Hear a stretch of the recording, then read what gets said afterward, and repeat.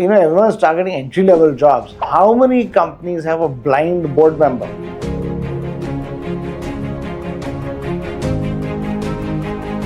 Indian institutes of higher learning have not made their entrance exams accessible. I don't know what they're afraid of.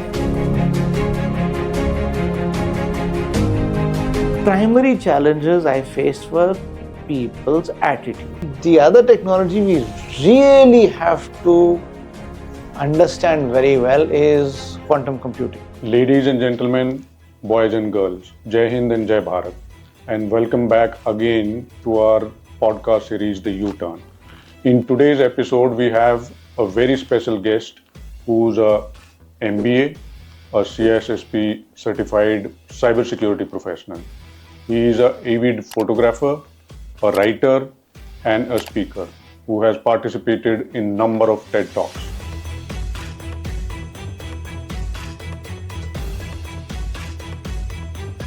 Why is something the way it is? How do things look? Why is the ceiling spots of brightness here? Ask questions, tell your story, start asking. You would be thinking that what is so special about this? There are so many MBAs, there are so many CISSP certified. But the special thing about this individual is that he is blind by birth.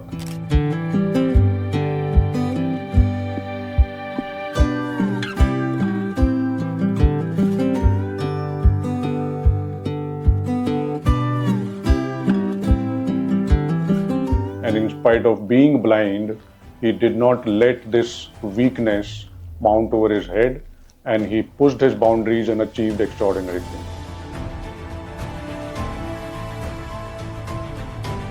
Biologically, this is the condition of my eyes. There is no shape perception, there is very little light, and since I've had this from birth, it's called being congenitally blind.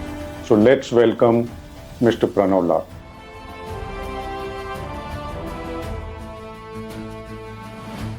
Pranav, Jai Hind and Jai Bharat to you.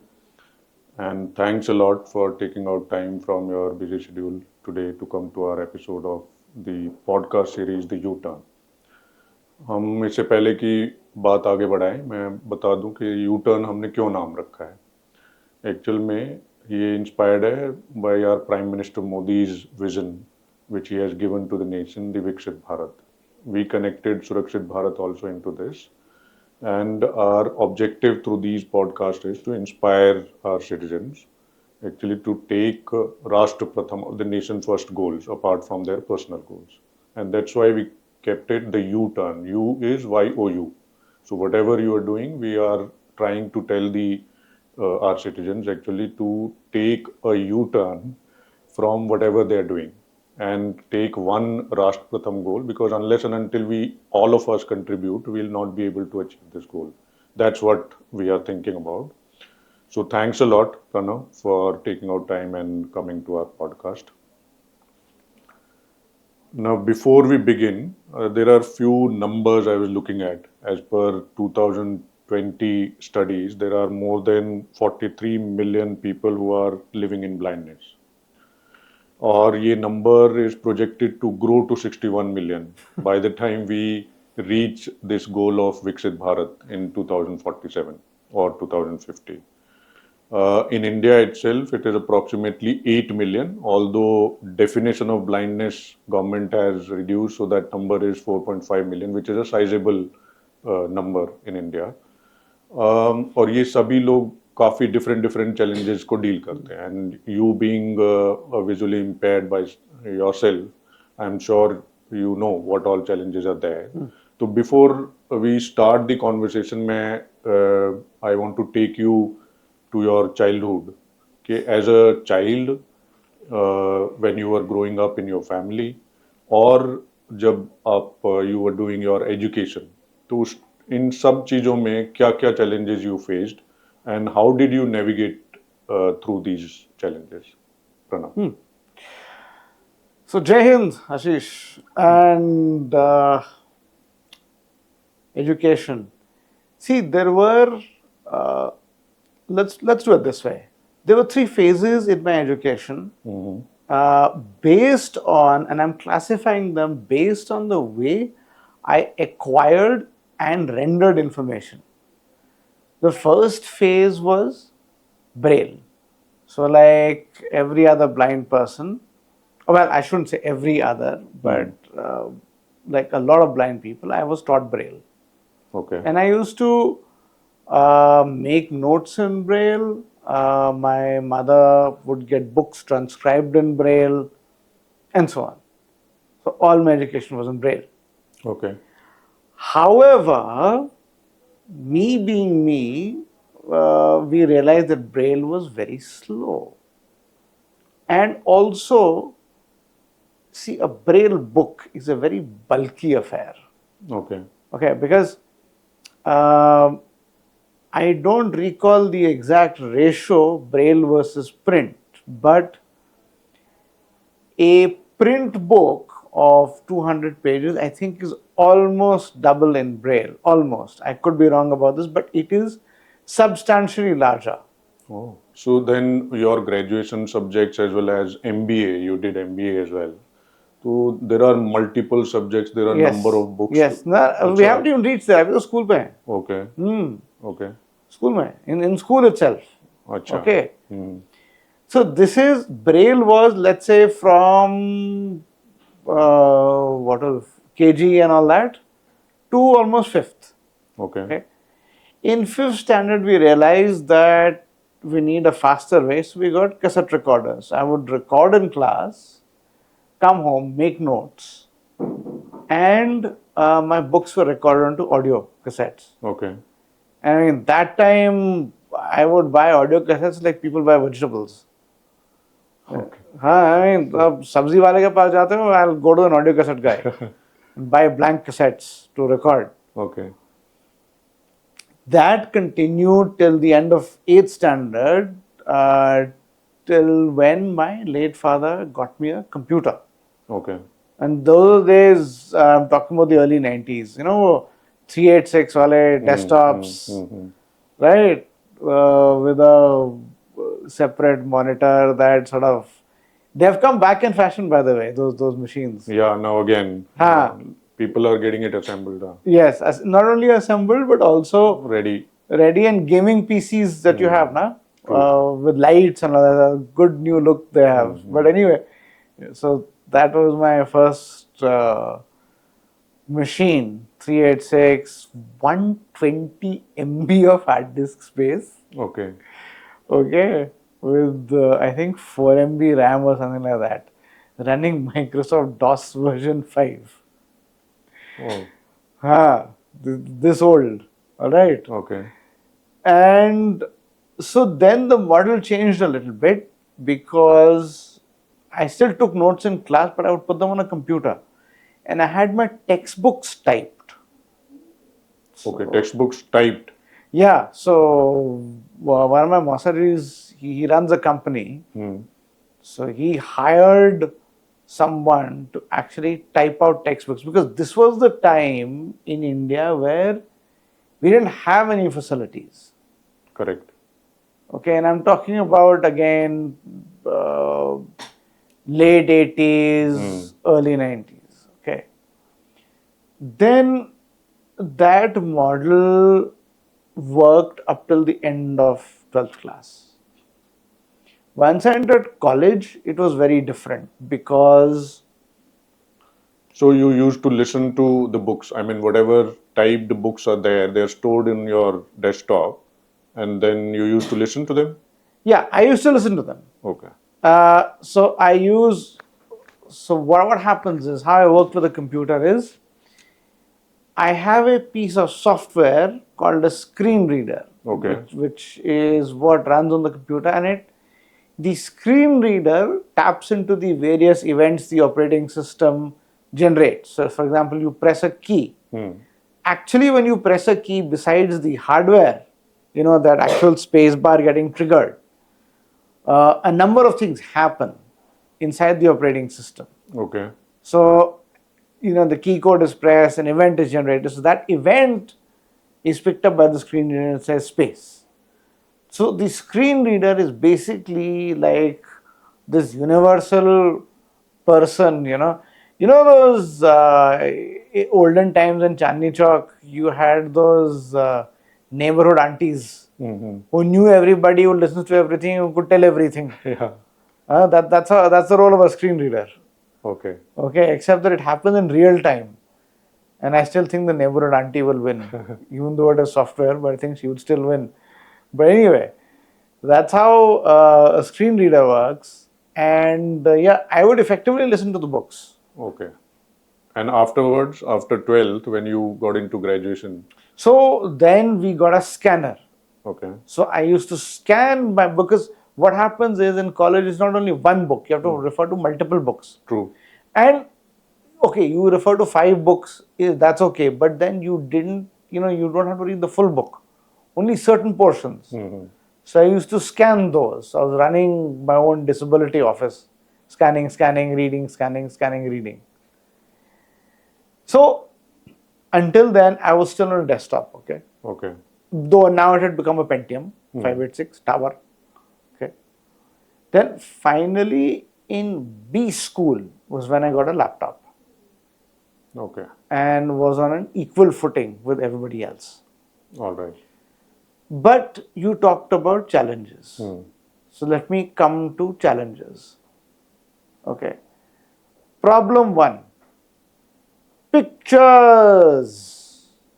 All your textbooks had pictures. How do you see pictures? That time there was no way to see pictures. Correct. Okay. So they were described.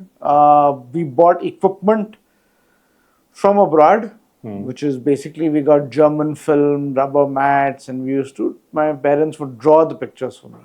Okay. Next challenge, maths. Now maths, the problem is it's not linear, right? You write a fraction like 1/2. So 1, uska beech mein aap line, and then you have a 2 below the line. Now a screen reader is a very linear guy. Okay. Okay. He's like a soldier. Okay. You tell him march forward, it will only march forward. It's capable only of marching forward. Okay. Okay. So, and that's true even today. And numbers braille में नहीं होता है? नहीं, numbers होता है. Numbers is no problem. But ये special characters are not there. Special characters are there in braille, but they're not there. They were not there at that time you couldn't generate them on a computer. Okay. Okay. You have, in braille it was easy, but at that time we didn't even have what are called refreshable braille displays. Okay. Which is a device that instead of speech, it converts to braille. All right. Okay. Now, so maths is second challenge. Maths is second challenge. It took a lot of time for me. So then after 10th, I dropped maths. I did commerce, 11th, 12th, with geography. Okay. And but you can't get rid of maths. Of course. So I had it again in college, but college was a little bit easier because it was applied math.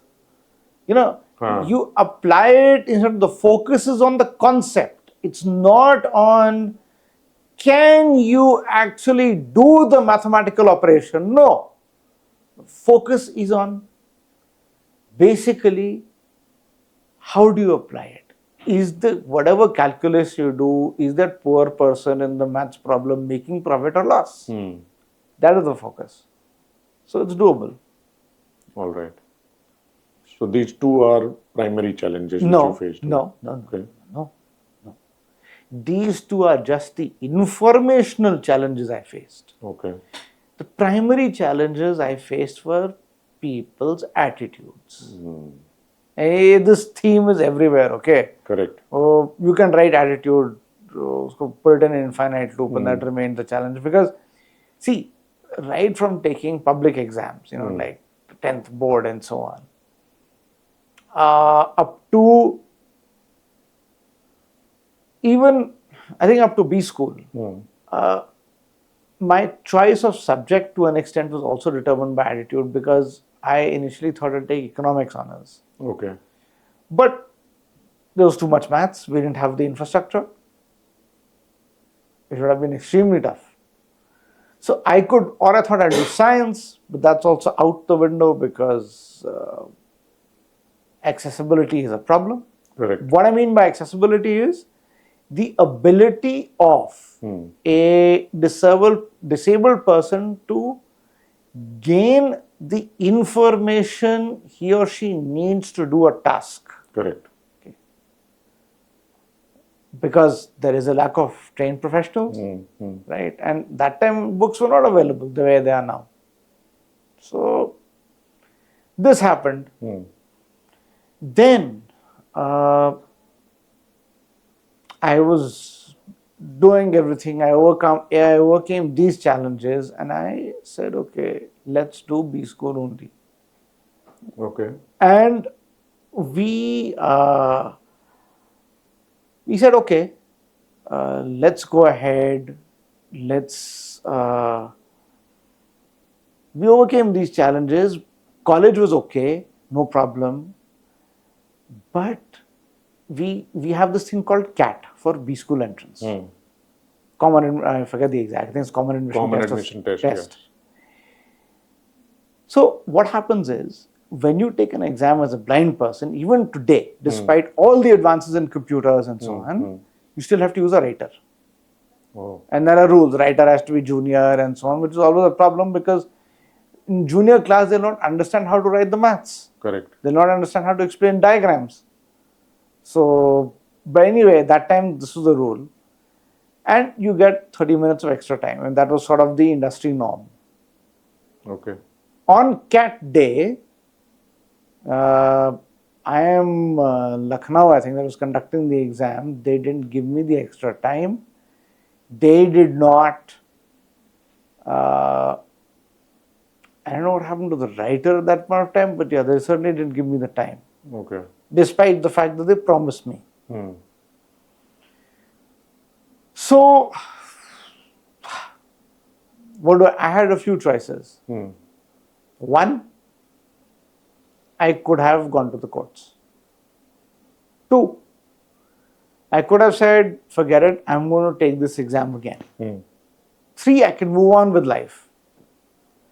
So I chose option 3. I moved on with life. I did an MBA from IMI, International Management Institute. And after that, there has been no looking back. Of course. And education till today is a challenge, but a different challenge. You know, we all do professional development, right? Correct. So when you do certifications, like CISSP. CISSP, yeah. Biggest challenge is to find written material on these exams.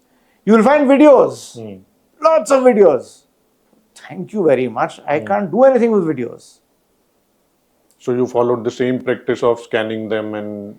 Luckily now it's changed because you get a lot of material in ebooks. I don't have to scan anymore. No, those days when you did CISSP. CISSP was still electronic. I still managed it. Good. So you spoke about this infrastructure not having, inclusive Correct. in terms of Correct. accessibility, etc. And I was looking at data. So across the globe, I think Sweden is the best country, termed as the best country, which is having the infrastructure and the facility to support, education, living, and the employment opportunities. Okay. Likewise, it is followed by Japan, Germany, and United States. Okay. In India also, there is a lot of effort, although government is putting. Like we have number of missions which are initiated by government. There is a Accessible India campaign. Right. National Divyang Jan Finance and Development Corporation. Right. National Institute for Empowerment of Persons with Visual Disabilities. And then there are Netra Jyoti Abhiyan, Bharati Braille Code, because at the time of independence there were only 11 languages which were in Braille, but now they are introducing it to all possible languages. So, what do you think is all these initiatives which are there? Are these sufficient, Pranav, or you think that there should be more which is required to be done, because unless and until everyone is, it is necessary for the country to take everyone along, including the disabled people or the people with blindness. Disabilities. Yeah. So, see, these initiatives are good as far as they go. Okay. Okay. But the coverage is not full. All right. So everyone has to be benefited, but not everyone gets that benefit. Secondly, see, you need to understand what people need, and there is still a massive skills gap. You said jobs for blindness.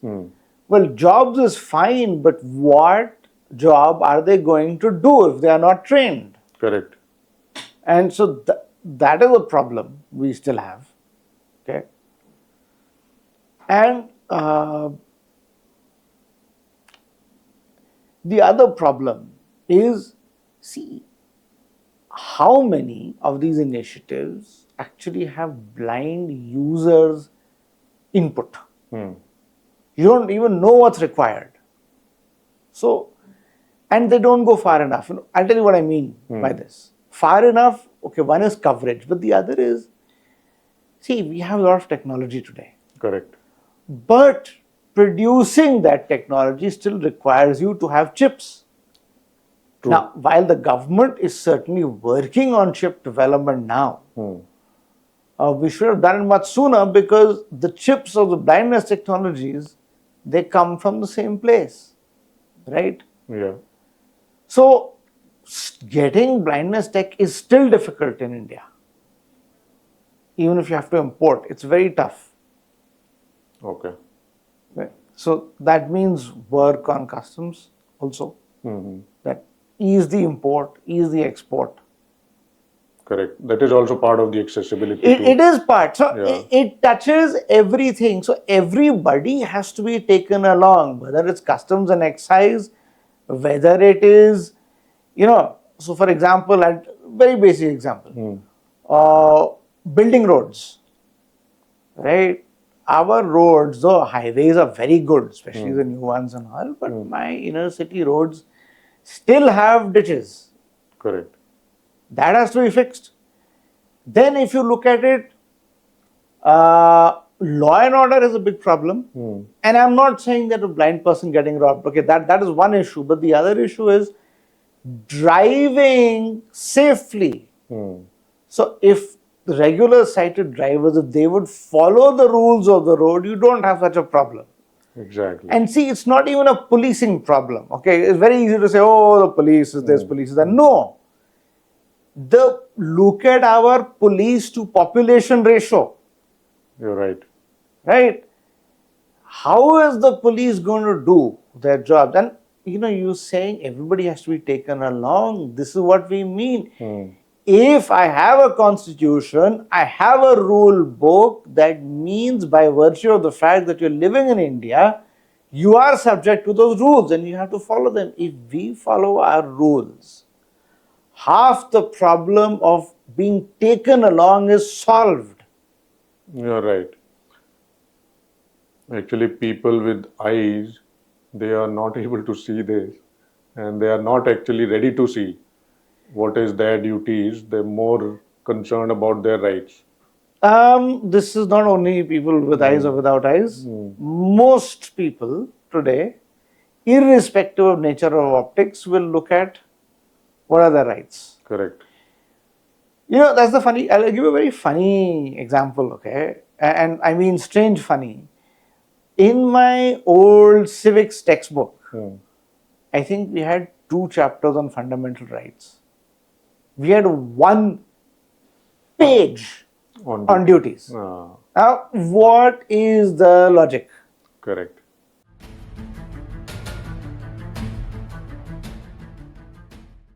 Pranav, we have few game questions, yes and no kind of questions. Okay. Right. So, shall we start? I was just going to ask you if I should have prepared with a textbook. Yes and no questions. These days, the exam patterns have changed. They tell you yes and no. It's an open book exam. Yay! You have to go read the chapter. So I should have given multiple choice questions as well. Multiple choice is best. Or choose best out of these. Yeah. So shall we? Yeah, sure. Yeah. So first one is a blind person in India has the same career opportunities as the sighted person. Both. And I'll tell you why. Okay. In some ways, Hmm. the blind person in India is better off. Okay. Okay, because the nature of who we are, right, and also you have a situation where your legislation is quite strong. Okay, so you have, at least at the starting, you do have opportunities, but the but is you need to be qualified. Okay. Okay. Having said that, I have lived in the cities. Okay.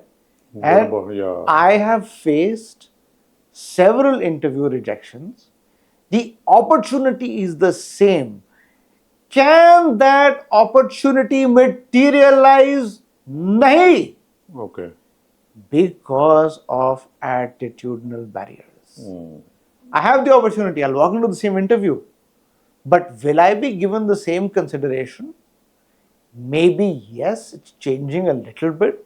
It's not that sab coach bura hai kind of scenario, but yeah, it's a tough fight even now.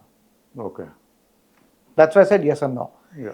In the West, and again, I've never worked in the West, but my understanding is you can't discriminate on giving a job. The discrimination is a little more subtle. By subtle, what I mean is you have a situation where they may not give you work or equal work. How do you grow if you don't get work? True. That's the kind of thing that can happen there. Okay. Okay, the second is the Indian education system is well equipped to support visually impaired students. This is no. This is a no. Okay. Definitely no. It's getting well equipped. Okay. Okay. But is it? No. It's not there. Because even till today, I can probably count on the fingers of one hand the number of blind people who are doing math and science. STEM subjects, basically. Yeah, you're right. And that is a problem.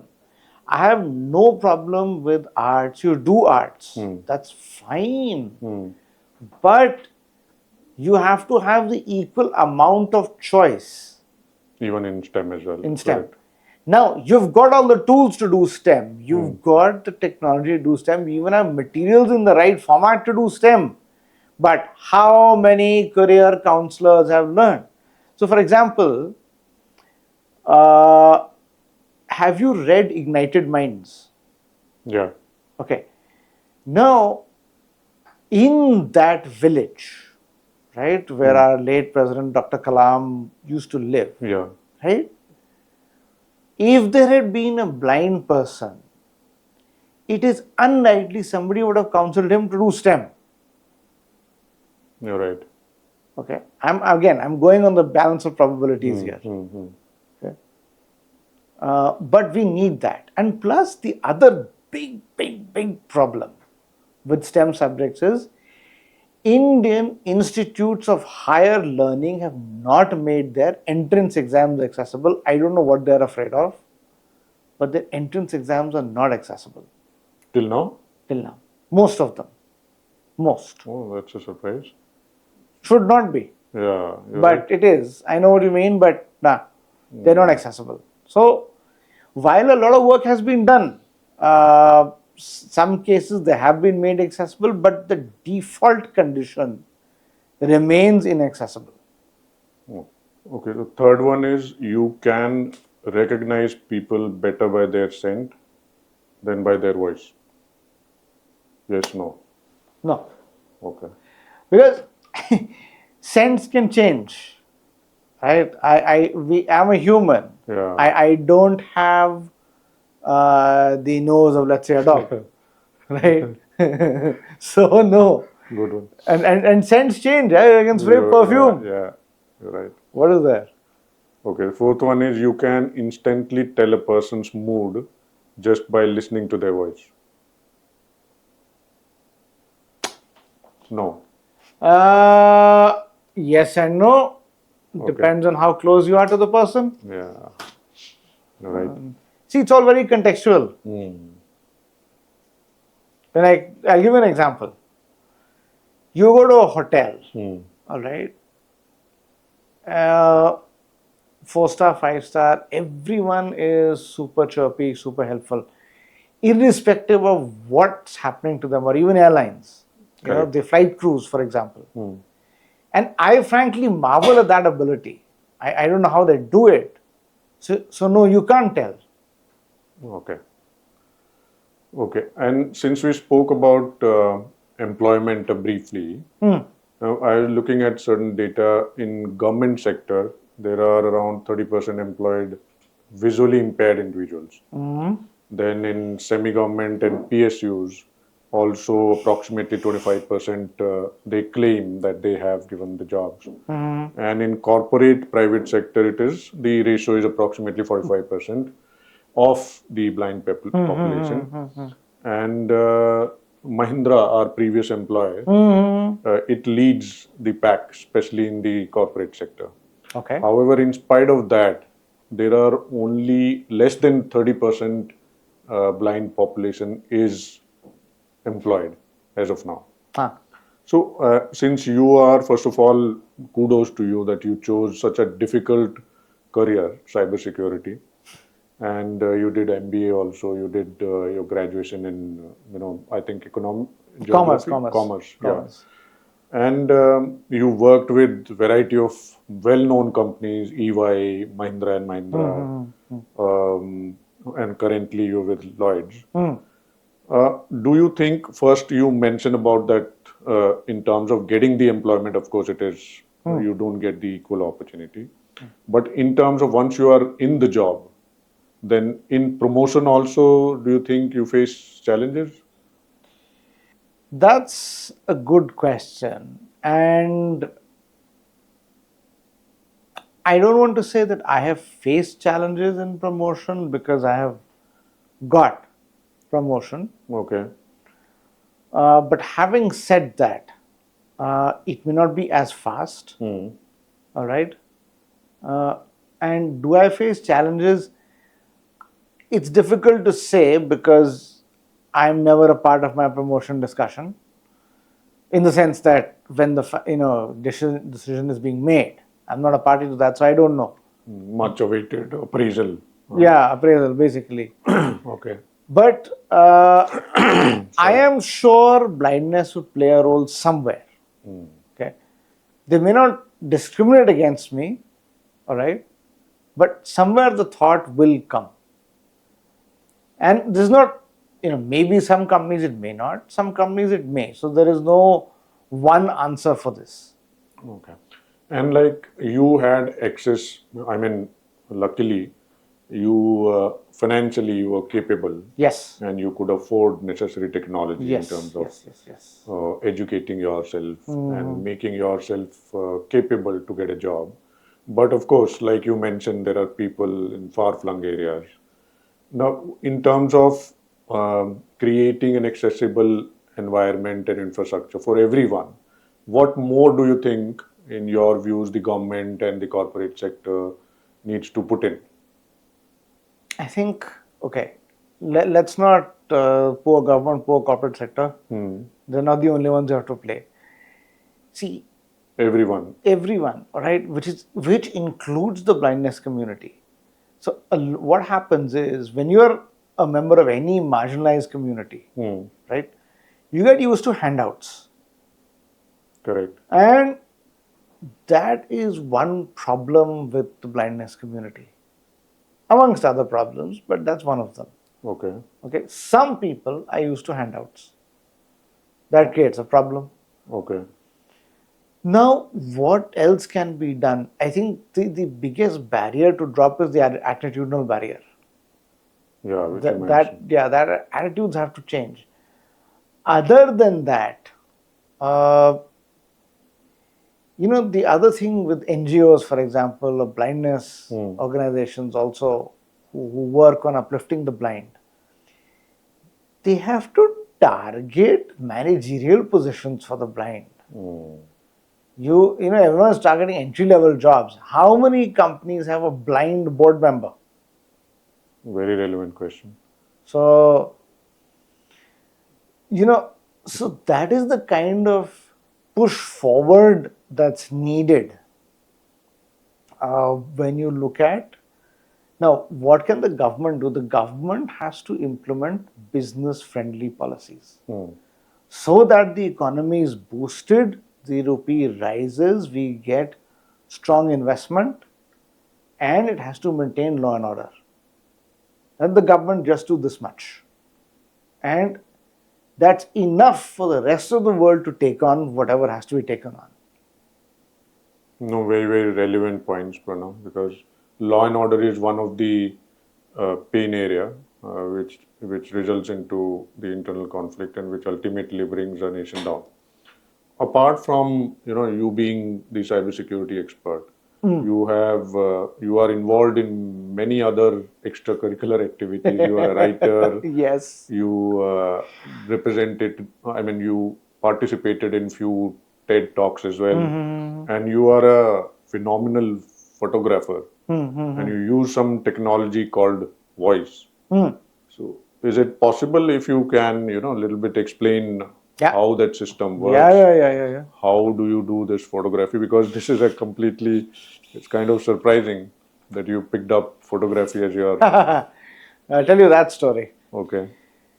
Now, what happened was, I never went searching for vision. Okay. But just before I got my first laptop, which was in 2001.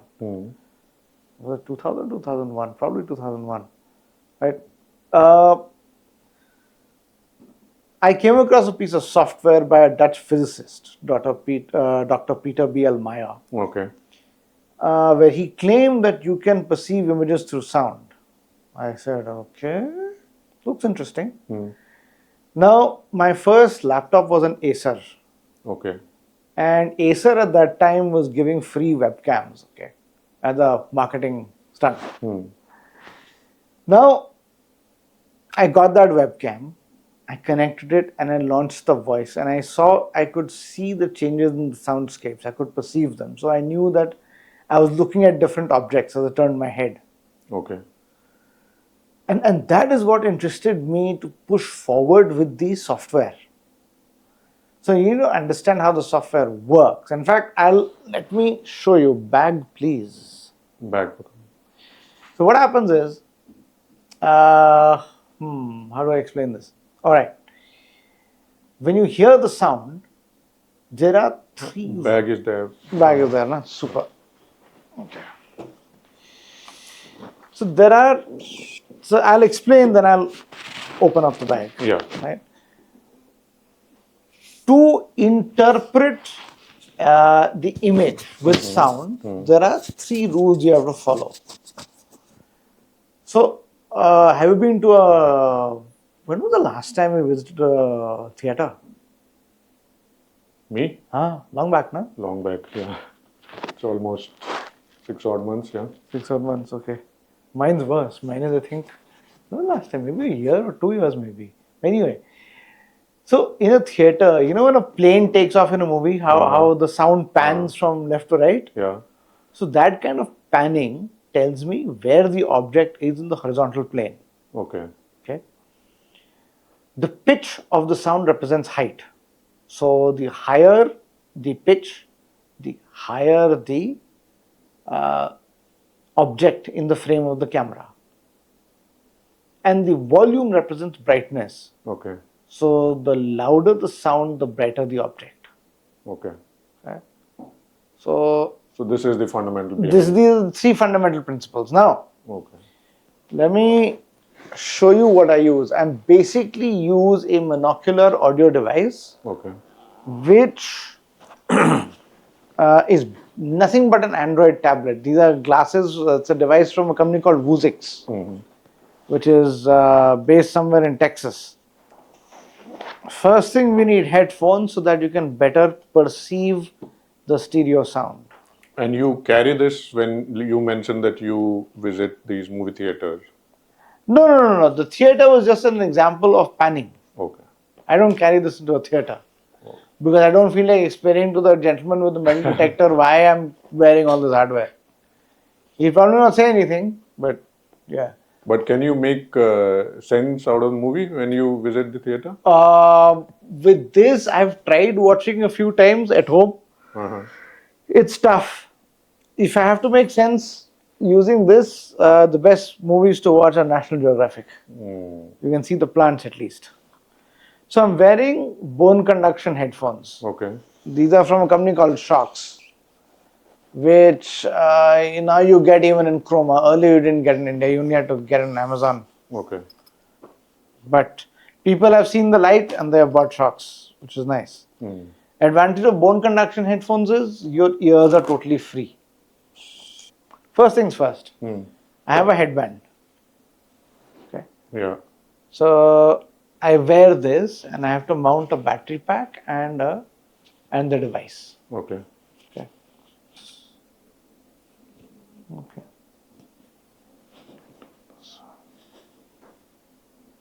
All right. All right. Here we go. This is the device itself. Okay. It is a bit of a candy bar design. Anyone remember those old cell phones, Nokia 3310? Correct. Similar concept. The camera is over here, and it's got a monocular speaker also. I'm wearing headphones because this thing does not have stereo speakers. Okay. Okay, so for better listening, especially if you walk on the roads and all, you need. I also have a partially formed left arm, so I'm just wearing an artificial hand as well, which is myoelectric. In the context of photography, this is very useful if I have to hold a DSLR because DSLRs are heavy. But now I need fine motor control. So this thing comes off and this thing is almost inserted. Yeah, here we go. All right, this is inserted. Okay. And I really wish this was a made in India product, but it isn't. Right, this is what I meant by ecosystem. Right? Understood. Now, power, energy. So this is the battery. Battery.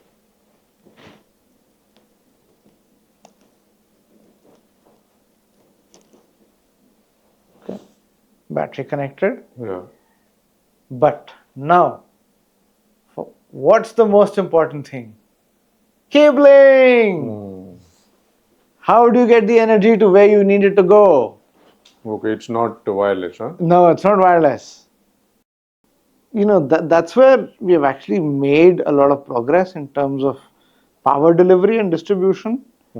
And the government has taken a very proactive step to put in net metering. The advantage of net metering is if you have solar panels now, your meter can actually run in reverse. So you supply electricity to the grid. Now this is neither here nor there from what you have been asking me, but the reason I mention it is how it's one of the ways you install solar panel and contribute to the grid. It's a concrete way of contributing to the nation. Correct. Without too much effort. It's a 10-year investment and you contribute to generating energy. Yeah, it's switched on. Yeah, it's switching on. It takes a while. It's a slightly slow device. So using this, like you explained, the volume and the sound. So volume is brightness. Okay. Pitch is height. Okay, and panning is where the. So I'll show you sound. Hold on.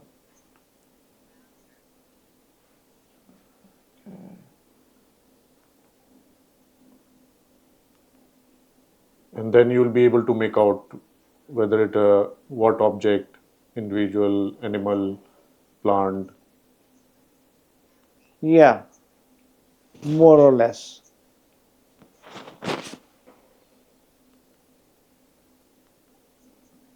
Okay.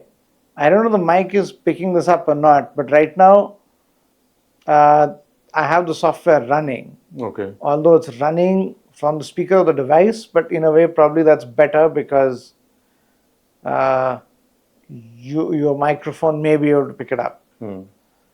So right now I don't expect you to understand the soundscape because it is very complex and cluttered. But if I turn my head, sorry Mr. Cameraman, your frame goes for a toss. Like I can tell there is some curved object in front of me. Okay. And I think the brightness is also very variable. Is there something like a curtain with a gap or something? Or a window, maybe? Yes, there is a window in the front. Yeah. So Glass window. Yeah. So I can tell the difference between the window and the wall. Okay. And just as a contrast, I sometimes look at the ceiling. Absolutely straight, plain ceiling. Nothing special. But yeah. So if I had to photograph this window, I would aim somewhere here and I could take it. Okay. Okay. And so what I do is I don't take with this. This is just the eye. But I take with my mobile phone, which is an iPhone, but I can take with anything. I've used cameras, I can use anything else. Okay. So you know what, more or less, you know that what, whose picture and what is Not the whose, I can't recognize people with this, but yeah, more or less in terms of objects, I objects. know. I Yeah. can see patterns. Okay. And if I like a pattern, I just take the shot. Okay. That's fantastic. So, in terms of technology, Pranav, apart from this, what do you think? Is there any new technology which you feel which you are aware of this coming, which can improve the life of a visually impaired person? Or if it is not coming, then do you have any idea that there should be more such technologies which could improve your life or visually impaired person's life? You know, I think the biggest technology that can come is self-driving cars. That will really improve everyone's lives, Correct. right? And because they'll reduce road fatalities, you'll not have this problem of, over-aggressive human drivers, and everybody will be able to travel. So, and I don't think I don't know why we're not getting self-driving cars fast enough because, see, as a country, our traffic is still not regulated. It is. It is not regulated at all. Yeah, but Yeah. that is not as big a disadvantage as you think it is. Okay. The reason being, today, if you're an entrepreneur, you want to develop something self-driving, if your system can work in India, it'll work anywhere else. Correct. So your system has to be trained. Okay. Yeah. And that is the biggest technology we don't have. Otherwise, yeah, we don't have things like, our own single board computers, for example. So we still have to import those. Yeah. And those are the main technologies I can think of, especially self-driving equipment. So, since you are into cybersecurity, and we all know the artificial intelligence is the big elephant in the room. Apart from that, there are n number of technologies which are coming, and people are doing research, etc. Purely from the cybersecurity perspective, because it comes with opportunities as well as with challenges. Yes. What do you think? Which technology, or if we talk about the future of cybersecurity, which technology is going to make more difference? I think AI is already making a difference, especially in the defender advantage. Okay. Today, the advantage has shifted to the defender. In many cases. Okay. Not in all, but many cases. Okay. And the other technology we really have to understand very well is quantum computing. Because that will change your fundamental of cryptography. Correct. And those are the two technologies that are most exciting. But you can't leave out the old technologies. Okay, you still need efficient code. You have a lot of edge computing. So a lot of those skills, where you had to work in very little RAM, constrained environment, all of those are still needed. Yeah, you're right. And do you think that for people like you, visually impaired people, AI is going to assist? AI is already assisting visually impaired people. Okay. So let me see if I can give you an example. Because AI, like the way it assists you, it will assist us also. But it also helps. It's helped make more human sounding voices. And it can also describe what's around us. Okay, so let's try an experiment. Learn seeing AI. I'm Siri, your virtual assistant. Launch seeing AI. Okay. I've got it on screen. Just a moment. Set brightness to 100. Okay, this is as bright as it gets. Okay, this is the screen. Okay, this is the app. This is your camera is open. Yeah, the camera is open. Okay. All right, so now we.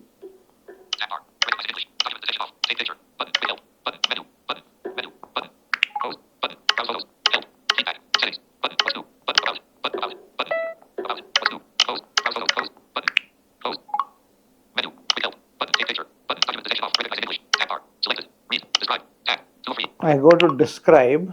Okay.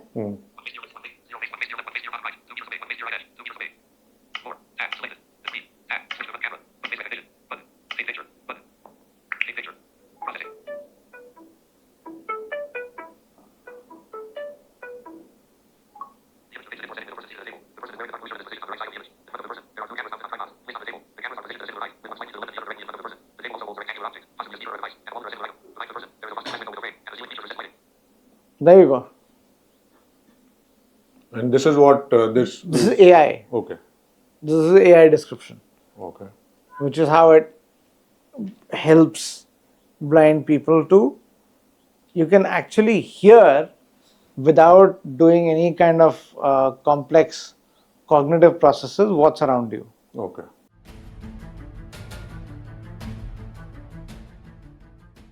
Now there are few rapid fire questions, Pranav. Awesome. Yeah, okay. So first one is one word that describes you best. Explorer. Yeah, and that's very much true. You are exploring the life. And what's the first thing you do every morning?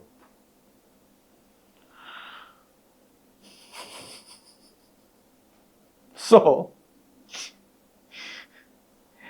I think I am tempted to give you the most mundane of answers is to find my slippers. Okay. I know where they are. Okay. But to answer your question, no, I think the first thing I actually land up doing is acquiring information.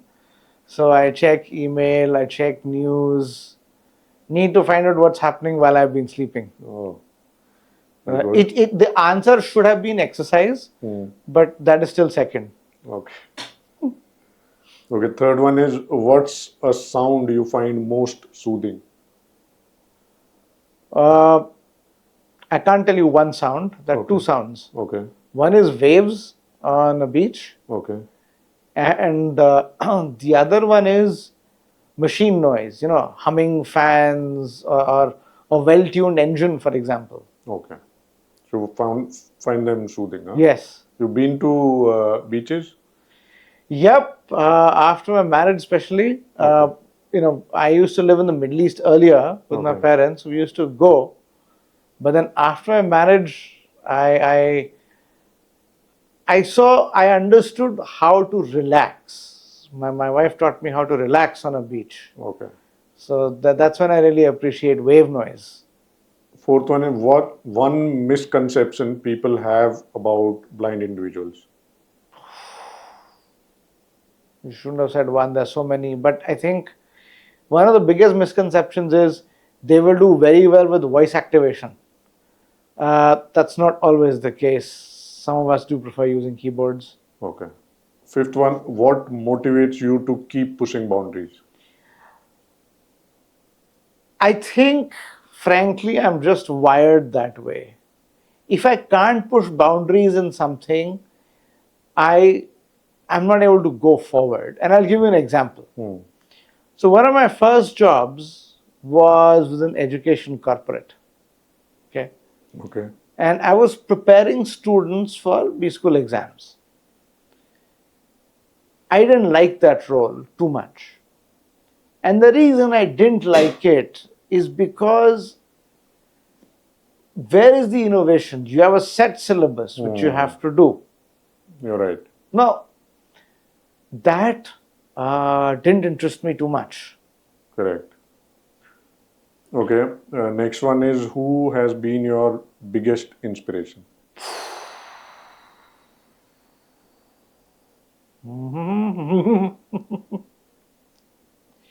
Very difficult to say, really. Because, what I do, I follow a policy of choosing different role models for different things. Okay. So, for example, my parents on how do you live, or even my wife, for example, on how you relax, how do you negotiate in shops. Okay, you learn true negotiation there. You don't learn it in B school. I fully agree with you. Okay, or if you take there's a television show called Star Trek. So whenever I am down, I usually pick up a Star Trek episode. That's a pretty amazing show in terms of understanding how to be human. Now, of course, it's a TV show, agreed, but then, still teaches you what it is to be human. And what motivated you to pick up cybersecurity as a career choice?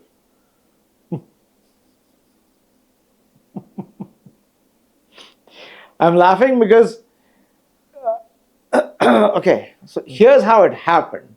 Very difficult to tell you what motivated me. When I started my first job, that teaching happened. I didn't really fancy teaching too much. I started programming. Then I realized programming for somebody else is not too much fun. Okay. Okay. I was writing SQL, stored procedures, JSPs, all of that.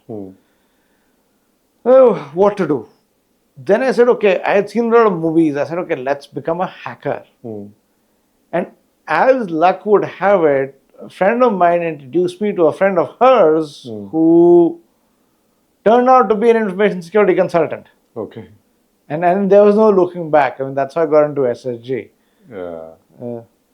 So All right. Understood. that's what happened. So what motivated me? I don't know what motivated me. Do I want to say it's the movies? Who knows? Do I want to say it's my confusion about what to do? Maybe. I don't know. Yeah, good one. Okay. Next one is a life lesson you learned the hard way. See, I'll tell you something. When you're disabled, you never leave school. वो पाठशाला का नाम बदल जाता है. Okay. From whatever name of pick any name of the school, it changes to the school of hard knocks. So lessons I learned the hard way. One is resilience. Okay. And you have to move on. Right. And I think that is probably a lesson that I started learning the hard way, and I'm still learning that lesson. Next one is, what's one myth about blind people that you want to break? I think the biggest myth I would want to break about blind people is they can't do something.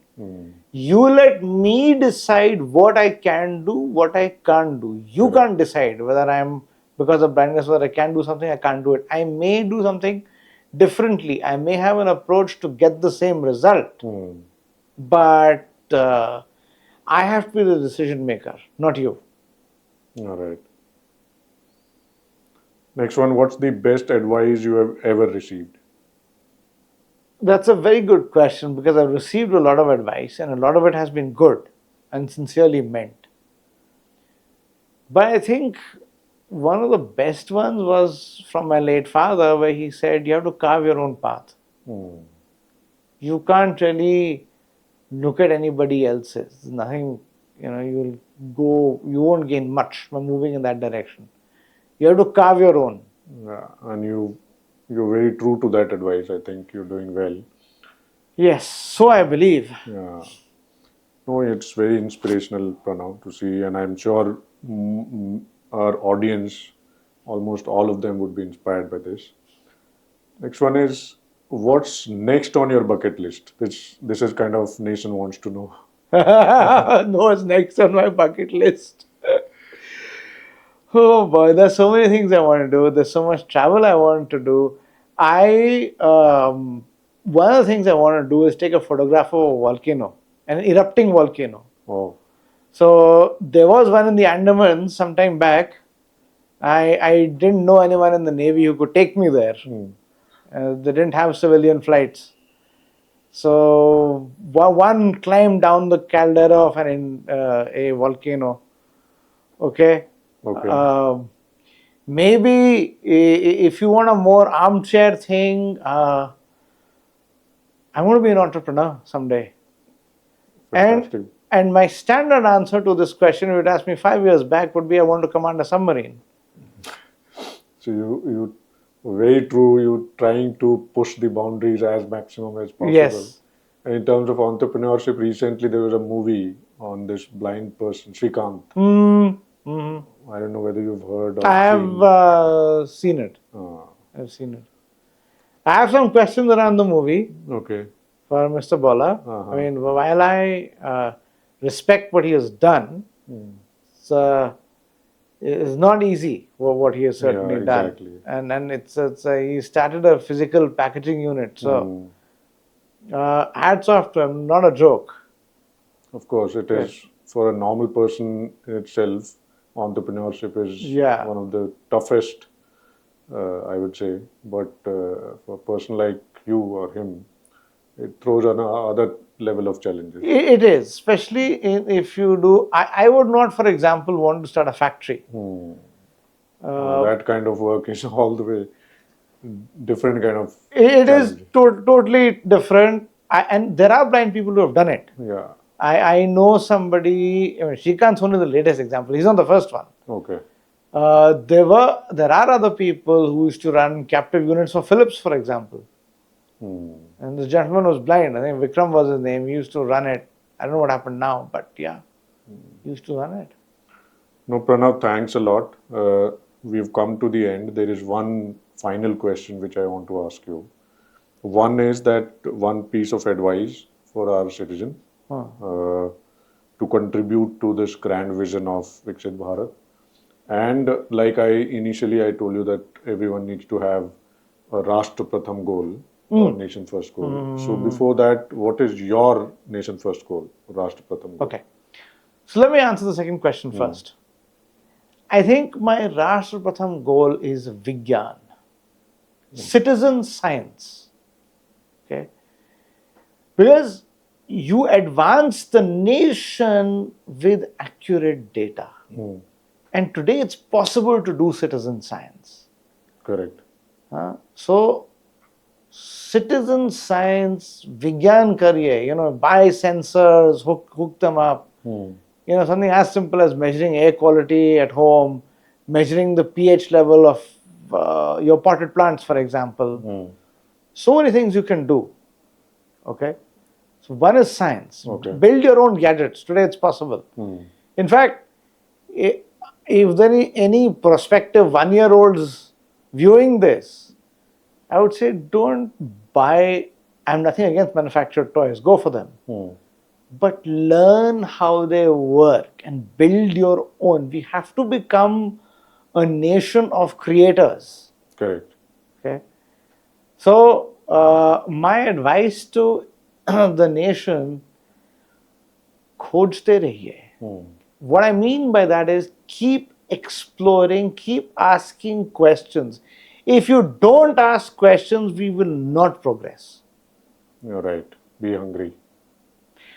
Yeah, but be hungry is always a very dangerous thing because people think, okay, I can keep eating as much as I want. That's not the point. The point is you have to keep asking questions. Yeah. No, fantastic. Great advice, Pranav. And as always, it's a great interaction and conversation with you. Thank you very much once again for taking out time.